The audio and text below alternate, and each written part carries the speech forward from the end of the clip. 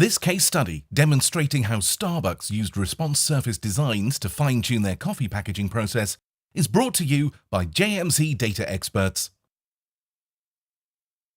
Customer surveys identified the packaging of Starbucks £1 mass coffee bags as an important customer satisfaction issue. The airtight seal of the bag prevents the coffee from oxidizing.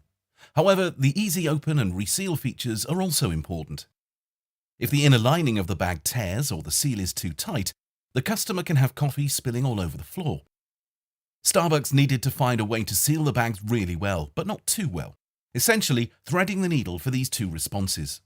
Response surface methodology is a collection of experiment designs and statistical analysis tools used to develop second-order models for multiple responses, allowing the experimenter to optimize them simultaneously. Since these experiments are much larger than factorial designs, response surface designs are used mainly to hit very tight process requirements. Several factorial designs were used to reduce the long list of potential variables to 3 key variables: jaw compression pressure, melting viscosity of the plastic, and the gap between the 2 sealing plates. A central composite design was used to collect all the data needed to develop response surface maps for each of our responses: leak and tear. The central composite design has some distinct advantages.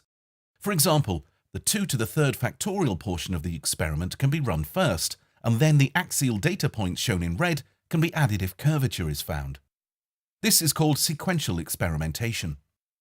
Secondly, the property of rotatability ensures the prediction variability at any point the same distance from the center of the design will be equal. Finally, notice that 5 levels of each variable are tested. This helps prevent hopping over a sweet spot in the response, which is especially problematic if the response is binary.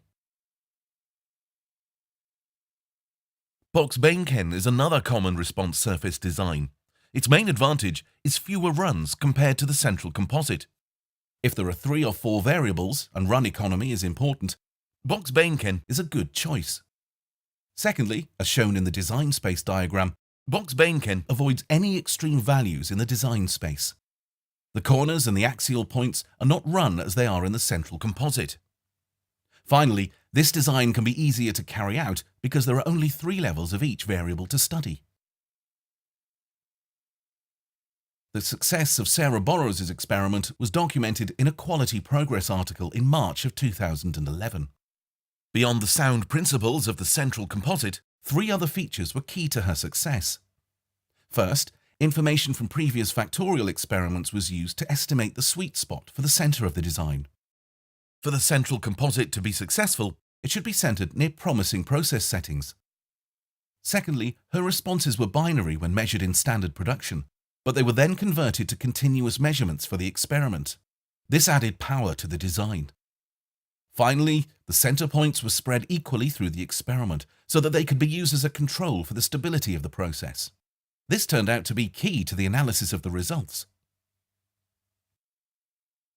Analysis of the experiment results led to an equation for each response as a function of the process variables.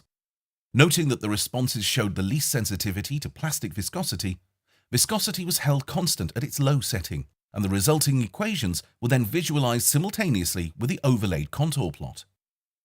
The plot shows that the variable space where both defects are minimized is pressure between 184 and 190 psi, and plate gap between 1 and 2.4 millimeters. These settings were tested in a verification run of 60 samples, and then successfully implemented on one line, confirming the experimental results.